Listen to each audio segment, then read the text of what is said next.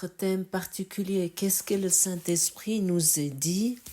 Le Saint-Esprit comprend les moyens que tu as faits par lesquels tu voudras atteindre ce qui est à jamais inatteignable.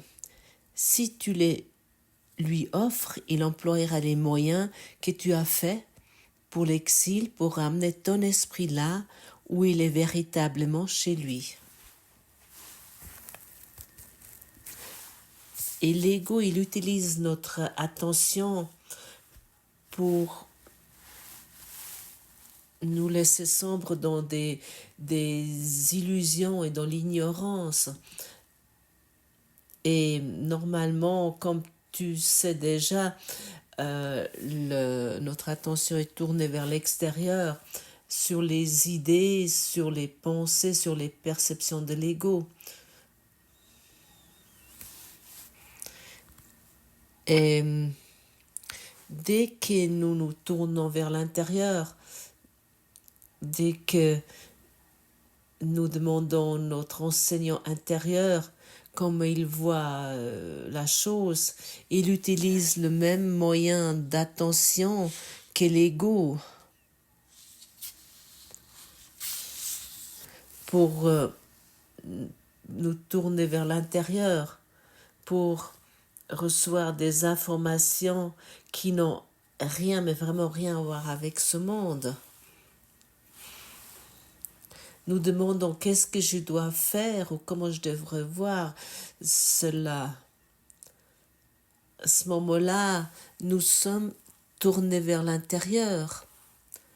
Dès que nous demandons au Saint-Esprit qu'est-ce que je dois faire, comment je devrais voir cela, nous tournons notre attention vers l'intérieur et nous sommes ainsi unis avec la voix de notre enseignant. On pourrait finalement dire qu'est-ce que je devrais faire, comment je devrais voir cela. Ça signifie comment je devrais entendre, comment je devrais écouter. Ça signifie aussi comment je devrais être, comment je devrais entendre, qu'est-ce que je devrais savoir maintenant.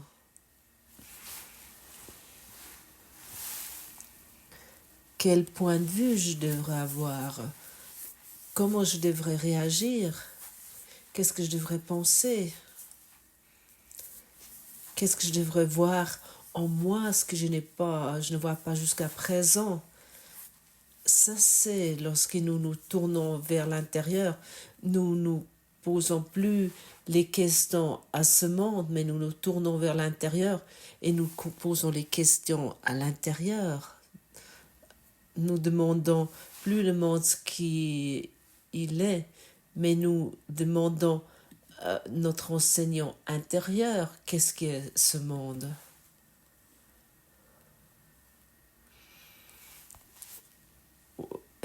Ou plutôt, nous racontons plus au monde ce qu'il est et nous utilisons notre compréhension limitée pour trouver un soi-disant cadre.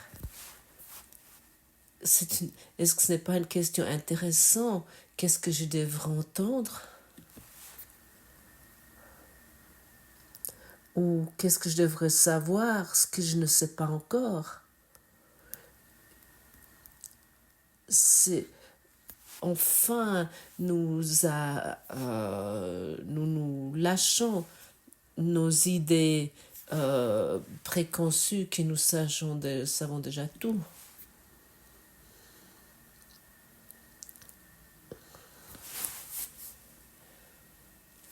Et comme c'est déjà démontré ici il y a quelque temps, le Saint-Esprit utilise toutes nos désirs, nos aspirations et tous nos doutes et aussi l'attention que l'ego a utilisée jusqu'à présent pour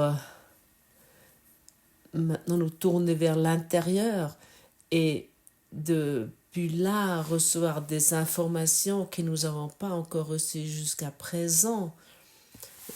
En résumé, on pourrait dire, et tu le sais d'ailleurs déjà, mais je le mentionne encore une fois, l'attention tournée vers l'extérieur est dirigée de l'ego et l'attention dirigée vers l'intérieur est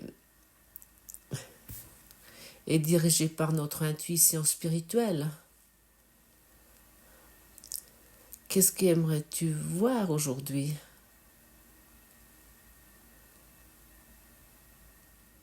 Lorsque nous sommes totalement dans le moment présent, totalement dans l'ici et présent, sans que l'ego arrive, comment dire, qu'il est avec ses escadrons, avec ses troupes autour de nous. À ce moment-là, nous sommes totalement présents. Et nous pouvons constater, nous pouvons observer cette attention tournée vers l'intérieur comme une attention unifiée au contraire de cette attention tournée vers l'extérieur dans laquelle nous nous perdons sans cesse.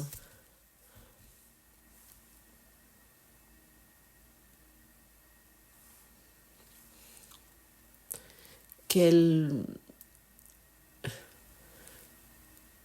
genre d'attention est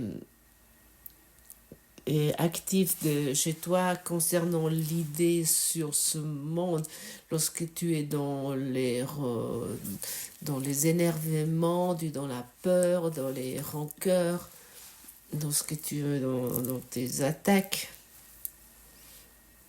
Bien sûr, elle est tournée vers l'extérieur, n'est-ce pas?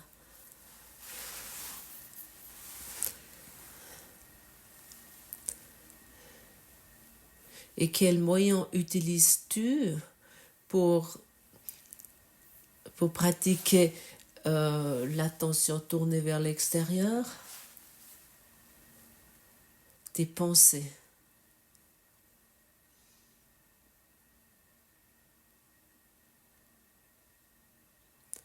Comment je devrais voir celle-là? Change ton attention vers l'intérieur, tourne ton attention vers l'intérieur. C'est tellement simple et si souvent si oublié, pour ça que c'est démontré ici si régulièrement et mentionné. Et lorsque nous tournons notre attention vers l'extérieur, nous sommes toujours, sans exception, préoccupés avec le passé. Et dans la leçon 289, nous est formulé clairement, le passé est terminé, il ne peut pas me toucher. C'est devenu une de mes leçons préférées au courant de ces années, parce que je comprends à un moment donné pour moi, lorsque je regarde sur quelqu'un et je le vois dans la séparation avec mes pensées tournées vers l'extérieur, je m'identifie avec le passé à ce moment-là. Et le passé est déjà terminé. Et comme la leçon 288 hier nous a dit que j'oublie le passé de mon frère, nous sommes invités avec une clarté de nous tourner vers l'intérieur. Qu'est-ce que je devrais voir sur la situation que je ne connais pas encore?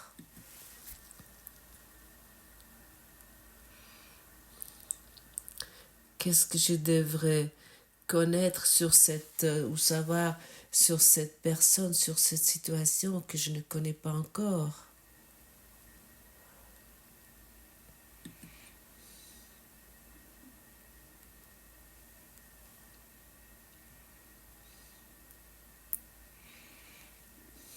Et à ce moment-là, je vais voir cette situation totalement autrement, avec une façon nouvelle. Et, et si tu suis cela régulièrement, ce qui est présenté ici, tu sais que il y a, il y a quelques années, dans le passé, j'étais vraiment très préoccupée avec les angoisses. Je me suis et ces angoisses sont uniquement pu se montrer parce que je me suis identifiée avec le passé. Et ainsi, je me suis imaginé un avenir qui, bien sûr, était très menaçant. Chacun qui s'identifie avec le passé a peur de l'avenir. Ça, nous devons nous vraiment accepter pour reconnaître ce qui nous inflige sans cesse.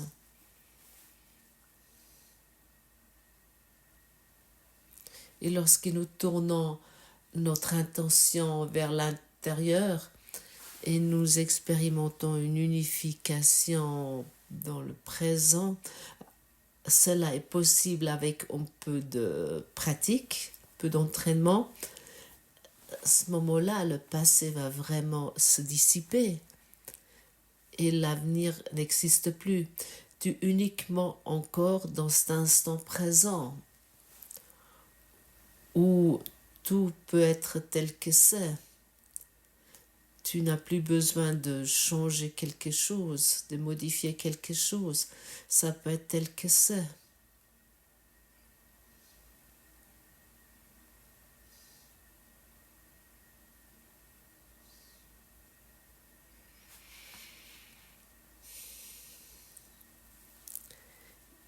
Il paraît que des circonstances semblent être dans ta vie où tu sembles être en conflit.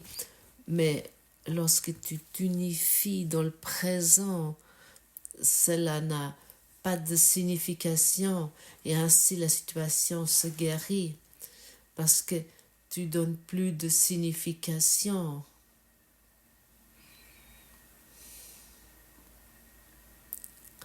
Et pendant que tu écoutes attentivement ces mots, tu constates que tu t'unifies de plus en plus avec ce moment présent, avec cet instant présent. L'ego essaie peut-être encore de te distraire parce qu'il te raconte encore, il y a encore un problème ici et là, il y a encore telle et telle chose. Mais ça, l'ego vient de plus en plus faible. L'ego n'a plus de signification parce que tu lâches le passé.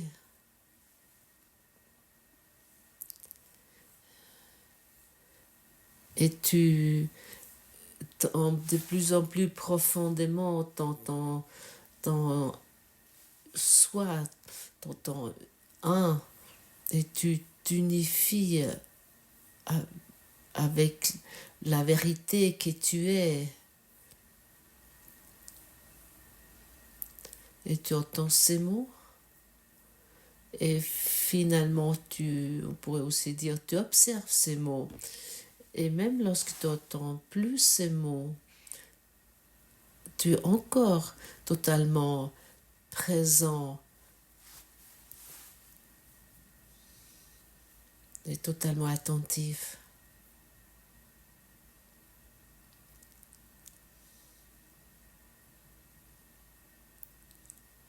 Tu es totalement présent et totalement vigilant.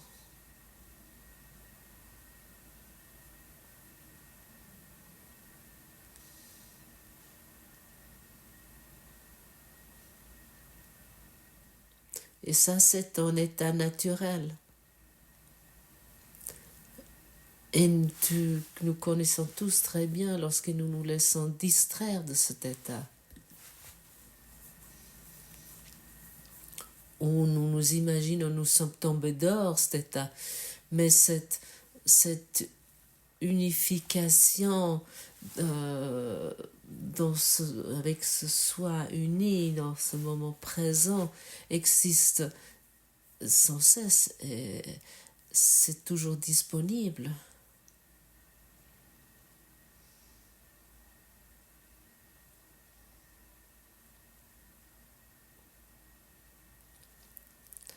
Et ça signifie cela signifie que lorsque nous parlons que l'attention est tournée vers l'intérieur,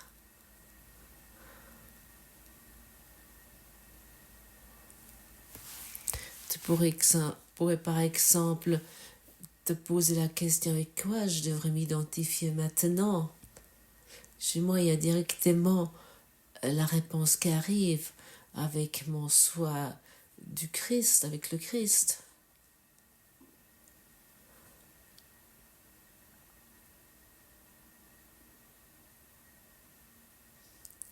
Et ça semble peut-être être profane, et nous devons uniquement nous donner l'accord pour cela, l'affirmation.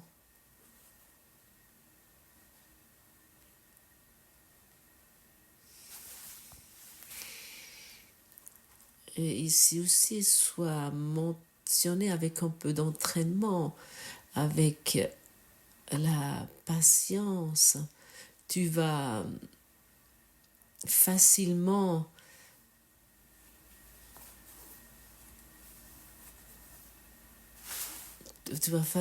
pouvoir passer de ton existence, ta conscience physique à ta conscience du Christ en toi.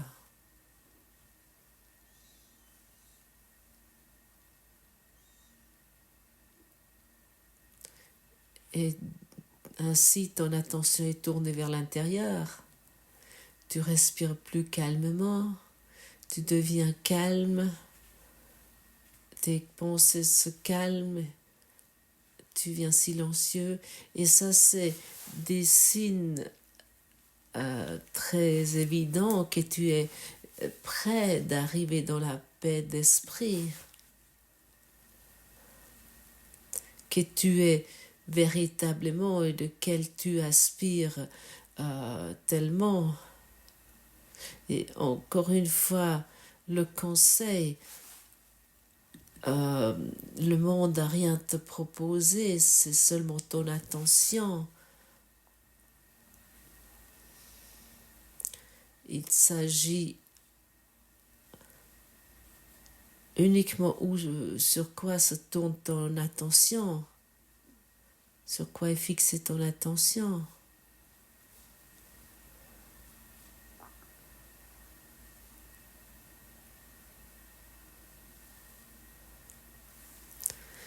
Écoutant ce que Jésus a dit, le passé est terminé, il ne peut pas me toucher. À moins que le passé ne soit terminé dans mon esprit, le monde réel doit échapper à ma vue. Car en réalité, je ne regarde nulle part et je ne vois que ce qui n'est pas là. Alors comment puis-je percevoir le monde qu'offre le pardon?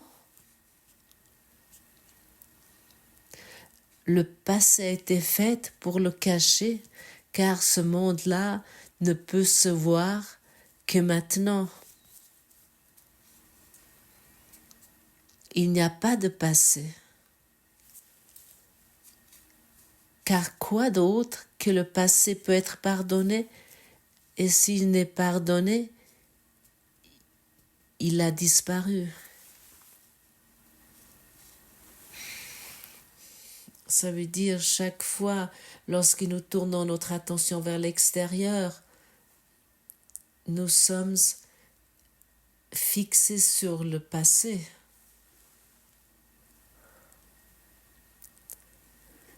Et plus que nous sommes dans la pratique du pardon, plus que nous exerçons cela, plus que ça nous devient facile d'abandonner cette fixation.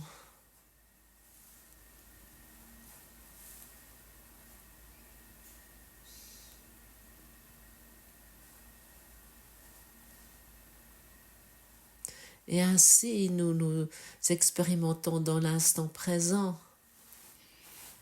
Et cet instant présent écoute cette voix et il est également conscient lorsque c'est silencieux, qu'il n'y a plus de voix.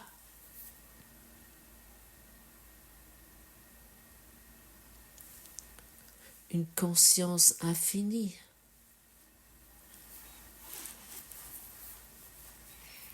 Et il est possible de regarder dans ce monde sans réagir, sans réaction.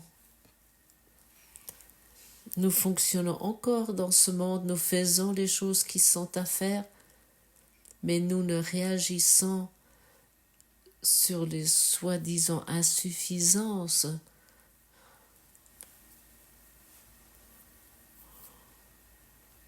Et comme nous est dit dans cette leçon, toutes les insuffisances qui se montrent,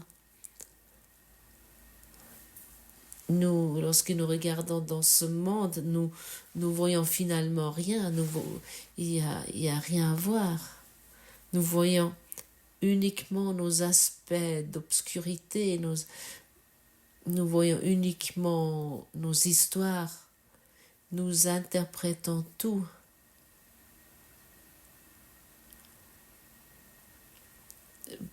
Pour cette raison, il n'y a pas longtemps, on nous a été dit ici, vérifie tes modèles de réaction. Il te démontre où et dans quelle situation donc, tu maintiens encore le passé. Vérifie tes modèles de réaction et sache, et ça, tu dois accepter à un moment tôt ou tard, lors de ton développement spirituel, qu'ils sont tous faux.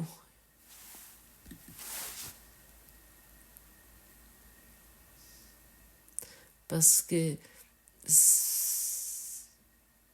cela découle tout de ton apprentissage du passé. Et autant que nous nous référons encore à notre apprentissage du passé, nous nous référons au passé. Et qui entre nous est heureux dans cela? Il peut lever la main ou se taire pour toujours. Et je te dis, personne n'est heureux dans cela.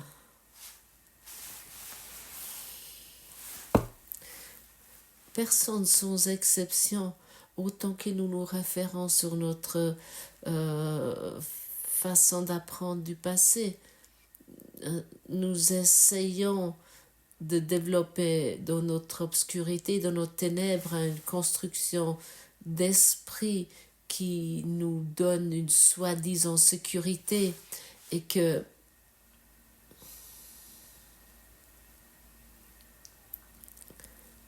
nous promettons ainsi un bonheur où nous essayons d'espérons de trouver le bonheur à quelque part. Et encore une fois, je t'appelle, je te dis, le passé, lâche ton apprentissage du passé, tout ce que tu as appris dans le passé. Vraiment, abandonne cela. Et tes modèles de réaction vont changer. Et tu vas plus voir tes sœurs et des frères depuis le passé, tu vas plus les juger depuis le passé. Et tu vas ne plus regarder sur les dangers du monde, mais uniquement depuis ton esprit intérieur totalement pur, qui est tellement pur et libre que tu peux même pas te l'imaginer. Mais avec l'imagination du passé. euh, Souviens, ton esprit est puissant et pour cette raison, il semble y avoir un monde menaçant. Et vraiment, d'avoir appris ça était pénible. Notre apprentissage était vraiment horrible, terrible. Et notre apprentissage pour ce monde, le seul chose qui comptait était de rendre sans cesse réelle la séparation. Et maintenant nous désapprenons toutes ces choses qui nous semblent tellement importantes, qui nous avons cru, qui pourraient nous offrir quelque chose. Nous abandonnons ce qui ne nous rend pas heureux.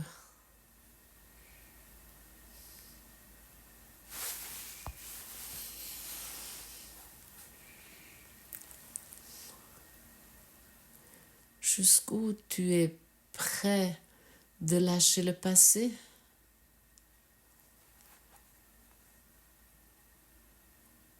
Ça signifie de lâcher, de terminer totalement ton apprentissage du passé. Et oui, je crois que tu es prêt de lâcher tout ton passé. Et qu'est-ce que cela nécessite? La vigilance, la conscience, l'attention, de tourner l'attention vers l'intérieur. Ça, c'est nécessaire.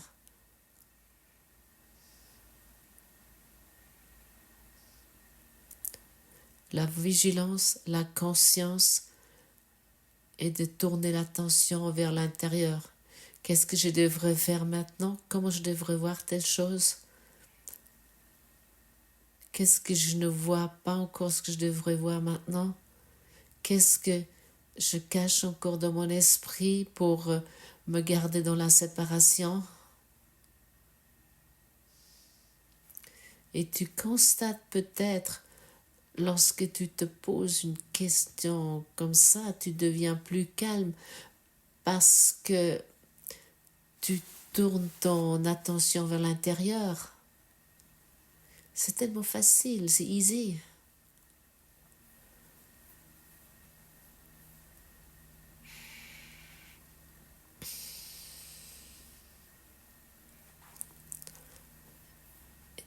Et à partir d'un certain moment de notre éducation d'esprit, notre apprentissage, nous nous posons la question comment nous avons pu tellement tromper, comment j'ai pu croire que ma perception était juste et comment j'ai pu me rendre les choses tellement difficiles.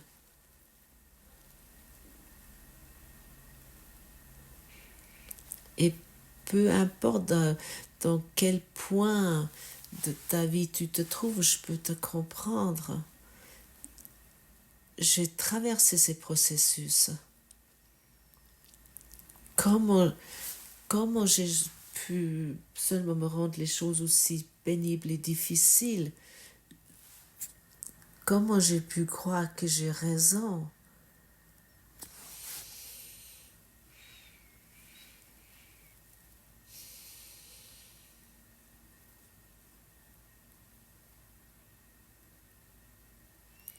Comment j'ai pu croire que mon jugement sur toi est juste?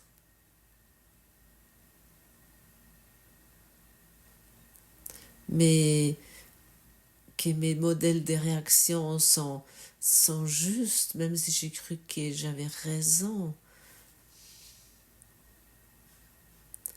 Alors, donne à ton Saint-Esprit l'attention, donne-lui tout